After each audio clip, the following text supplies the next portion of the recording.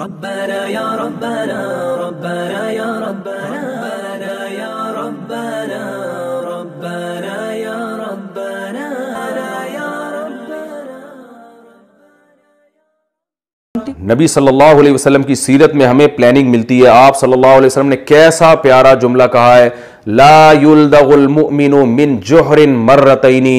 आपने फरमाया मुसलमान एक सुराख से 2 दफा नहीं डसा जाता। मुसलमान इतना ज़हीन होता है, उसको पता होता है मुआशरे का, एक दफा एक सुराख से 2 दफा नहीं डसा जाता। वो फौरन समझ जाता है भाई ये मुझसे गलती एक दफा ही, दोबारा नहीं होगी ये गलती। और हम वो मुसलमान हैं कि जो एक सुराख से सैकड़ों दफा डसे जा रहे हैं, लेकिन हमें यह शऊर नहीं। हमारी खिलाफत उस्मानिया खत्म हो गई, हमारी हिंदुस्तान में 1000 साल से हुकूमत खत्म चली आ रही थी, वो तबाह बर्बाद हो गई। क्यों तबाह बर्बाद हो गई भाई? अंग्रेज जब हिंदुस्तान में आए, आपको पता है मुगल हुकूमत थी, बड़ी पावरफुल हुकूमत थी। अंग्रेज सुबह 4 बजे उठ के एक्सरसाइज किया करते थे और मुगल बादशाह 5 वक्त नमाज पाबंदी से पढ़ा करते थे, एक्सरसाइज नहीं किया करते थे। बादशाहों में और शहजादों में जंग लड़ने की ट्रेनिंग ही खत्म हो गई थी। मुशायरे चलते थे, अंग्रेजों ने भी ये बात लिखी है, रात को मुशायरे चलते थे, पूरी रात मुशायरे में बैठते थे। फजर की नमाज के वक्त जो है ना वो मुशायरे खत्म होते थे। अंग्रेज हिंदुस्तान पे कब्जा करने के लिए प्लानिंग कर रहा था, वो जिस्मानी वर्जिश कर रहा था, वो जंगी ट्रेनिंग कर रहा था, वो अपने जासूस घुसा रहा था। और मुसलमान बादशाह और मुसलमान क्या कर रहे थे? वो मुशायरे कर रहे थे, रोजे सारे रखते थे, नमाज सब पढ़ा करते थे, लेकिन हुकूमत कैसे बचानी है और हिंदुस्तान पे अपना कंट्रोल कैसे कायम रखना है, अपनी मईशत को कैसे मजबूत रखना है, इसकी कोई प्लानिंग नहीं थी। तो नतीजा क्या निकला? जिसने प्लानिंग की जमीनी हकाइक को सामने रखकर, वो अंग्रेज था। वो थोड़े थे, अल्लाह ने उनको हिंदुस्तान पे हुकूमत दे दी, और जो इतने ज्यादा थे जिनके पास हुकूमत थी, अल्लाह ने उनसे हुकूमत छीन ली। तो फितरत इंतकाम लेती, हमारी खिलाफत उस्मानिया तबाह हो गई, बगदाद की हुकूमत तबाह हो गई, और कितनी तबाही। अब एक मुल्क हमारे पास बचा है पाकिस्तान, इसके भी हम वाट लगाने की कोशिश में लगे हुए हैं। हर आदमी मुल्क के खिलाफ बकवास करता है, हर आदमी मुल्क के खिलाफ बोलता है। कोई ना पुलिस की मान रहा है, ना कोई फौज की मान रहा है, ना कोई हुकूमत की मान रहा है। हर आदमी की अपनी राय है। सोशल मीडिया पे, फेसबुक पे कोई ऑर्डर आता है, उसके खिलाफ हर आदमी शुरू कर देता है। हर आदमी खुद वजीर आजम है, हर आदमी एक फौज चीफ ऑफ आर्मी स्टाफ खुद बना हुआ है, हर आदमी। अच्छा, जो कोई बात आपको करेगा ना मुल्क की, उस पर फॉरेन एजेंसी के फतवे लगना शुरू हो जाते हैं। ये फौज का आदमी है, एजेंसी से इतने पैसे लेता है, ये फलां से। अबे तुमने देखा है पैसे लेते हुए उसको? तुम आओ कभी किसी उसके साथ एक हफ्ता गुजार के देखो, तुम्हें पता चलेगा कि वो क्या कर रहा है, वो कैसे कमा रहा है, वो कैसे अपने बच्चों को पेट पाल रहा है। नेगेटिविटी, हर वक्त मनफी बातें, और ये सिर्फ हमारे साथ ही है। इंडिया, पाकिस्तान और बांग्लादेश में ये बीमारी है कि बात करेंगे तो कोई रिसर्च नहीं होगी और फेंकेंगे एक नंबर। बाकी पूरी दुनिया में हमने देखा है कहीं भी ऐसा नहीं होता। अभी अमेरिका में लॉकडाउन हुआ, पूरी कौम साथ दे रही है, उनके डॉक्टर, मजहबी तबका, हुकूमत सब एक साथ मिले हुए हैं। यूके में पूरी कौम एक साथ मिली हुई है, और इटली में पूरी कौम एक साथ। हमारे यहां हर आदमी वजीर आजम है, हर आदमी जो है वो मुखबिर, यानी वो ऐसा लगेगा कि ये एजेंसी का जो है ना सरबरा भी यही है। और हर आदमी बहुत बड़ा सियासतदान है, हर आदमी बहुत बड़ा डॉक्टर है। नुस्खे आप देखो ना, हर आदमी बहुत बड़ा फंटर है, हर बीमारी का हर आदमी को इलाज मालूम है, हर आदमी फंटर बना हुआ है। ओ भाई, इस तरह मामला नहीं चल सकता। तो हमें एक महाज पे इकट्ठा होना पड़ेगा।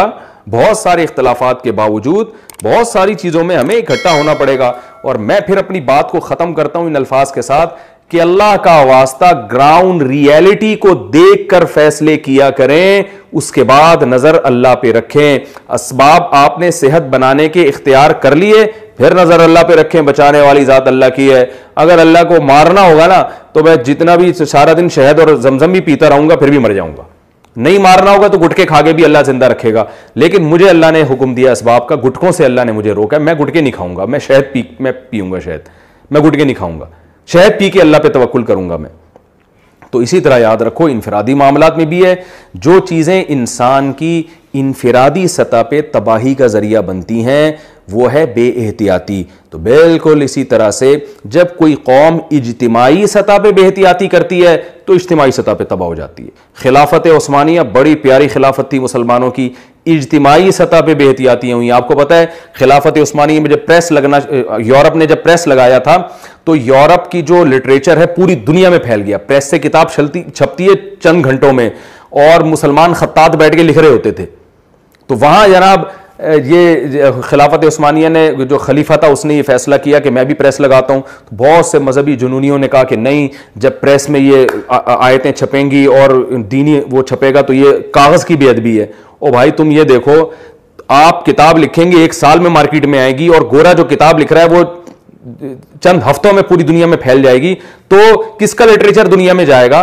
तो वो तो गोरे की बात जाएगी ना दुनिया में, आपकी तो बात दुनिया में सुनेगा ही नहीं कौन। तो जहन साजी गोरे ने कर ली, और जो है ना वो इस पावर को इस्तेमाल करके उसने सहाफत की लाइन से पूरी दुनिया में अपने नजरियात फैला दिए। उसने जंगी बेड़ा आ रहा था खिलाफत उस्मानिया के लिए, और उसको खरीदने से पहले पता नहीं ये मशवरे हो रहे थे कि इस पे खत्म बुखारी का दम होना चाहिए। बैठ के ना पहले ये बहरी बेड़ा जब लगेगा ना हम यानी मुसलमानों के पास आएगा, तुर्की पहुंचेगा, तो इससे पहले जो है ना ये जब तक नहीं पोर्ट पे लगने देंगे जब तक इसमें खत्म बुखारी का खत्म ना हो जाए। गोरा कहां से कहां पहुंच रहा था। ओ भाई कहां लिखा हुआ है कि ये बुखारी का खत्म जब तक नहीं हो जाता तो उस वक्त तक इसमें बरकत नहीं होगी। भाई सहाबा कराम ने कौन से खत्म किए थे बैठ के?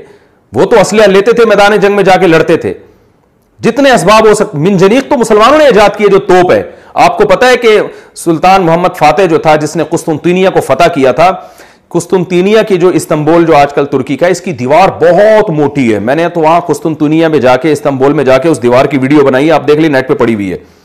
सुल्तान मोहम्मद फातेह सोचता रहा मैं कुस्तुनतीनिया कैसे फतह करूंगा। हाय काश, मैं तो बड़ा मजा आया था जब मैं तुर्की गया था, काश मुसलमान उसी अपनी आदत पे वापस आ जाएं। सुल्तान मोहम्मद फातेह ने अपने साइंसदानों को कहा कि भाई ऐसी तोप बनाओ जो आज तक मार्केट में ऐसी तोप ना हो। इतनी बड़ी तोप बनाई गई ना कि उससे बड़ी तोप उस वक्त पूरी दुनिया में नहीं थी। उसके लोहे के इतने बड़े बड़े, मैंने वो तोपें भी देखी हैं जाके, इतने बड़े बड़े गोले जाते थे, वो दीवारों में शगाफ पड़ते थे। तो ये हमारे असलाफ थे। सुल्तान मोहम्मद फातेह ने ये तो नहीं किया कि यार बैठ जाओ मखनचुओं की तरह बातें फेंकना शुरू कर दो यहां बैठकर कि यार ये एक्चुअली असल में ये हो ये रहा है कि हमारे अमाल चूंकि बहुत ख़राब हो गए हैं और मुसलमान जो है ना अमाल में कमज़ोर हो गए हैं, तो इस्तांबुल को फतह तो करने के लिए अब ये ज़रूरी है कि जो है वो ख़त्म बुखारी कर लेते हैं एक दफ़ा हम बैठ के। 6 दफ़ा कुरान ख़वानी का ख़त्म होकर सब एक दूसरे पे फूंके मारें, और उन फूंकों मारने से ये होगा कि हमारा रोब काफिरों के दिल में बैठ जाएगा और पतली गली से निकल लेंगे। ऐसा नहीं हुआ भाई। सुल्तान मोहम्मद फातेह ने प्लानिंग की है, बहुत सोचा मशवरे की, भाई ये फतह क्यों नहीं हो रहा। नबी ने तो हुक्म दिया कि मेरी उम्मत का वो गुरोह जन्नत में दाखिल होगा जो कुस्तुनतीनिया की लड़ाई में शरीक होगा, तो मैं जन्नत में दाखिल होना चाहता हूं, मैं फतह करना। 700 साल हो गए फतह नहीं हो रहा, क्या वजह है भाई? हमने फतह करना है। असबाब पे गौर किया, मशवरे लिए गए, फिर ये बताया गया भाई जब तक हम पिछले रास्ते से पीछे से हमला नहीं करते इन पर घुस के, उस वक्त तक ये फतह नहीं हो सकता। और वो रास्ता ऐसा है, उसमें संगलाख चट्टाने हैं, यानी ऐसी खुरदुरी जमीन है कि उस पर चलना मुमकिन नहीं है, तो उस पर और फिर पीछे पानी है, तो वहां तक किश्तियां ले जाना मुमकिन नहीं है। सुल्तान मोहम्मद फातेह ने फौरन मशवरा दिया कि भाई ये काम हम करते हैं कि जितने जानवर हैं उनको ज़बह करके उनकी चर्बी पिघलाते हैं और ये पत्थरों पे चर्बी डाल देते हैं रातों रात, और जब चर्बी पत्थरों पे डलेगी तो इस पे हम किश्तियों को, और जो समुद्री किश्तियां की जहाज नुमा किश्तियां थी, उनको हम धक्के दे दे के उस फिसलन से हम पानी में उतार देंगे। अंग्रेज मौर्रिखीन हैरान है यार, ये क्या काम किया उस आदमी ने। रातों रात पूरी आर्मी को जो है ना सुल्तान मोहम्मद फातेह ने खुश्की पे किश्तियां चला के, आप अंदाजा लगाओ, और उसके पास टाइम सिर्फ रात का था। सुबह सादिक से पहले पहले पीछे दरिया में अपनी फौजों को डाल देना था उसने, और रातों रात खबर भी नहीं लगने देनी थी। कई किलोमीटर का फासला है, जानवरों की चर्बियों को पिघला के उस पर बिछाया गया और उन किश्तियों को उस चर्बी के ऊपर रखा गया और उसमें फौजियों को बिठा के धक्के दिए। धक्के कैसे दिए होंगे आप अंदाजा लगाओ।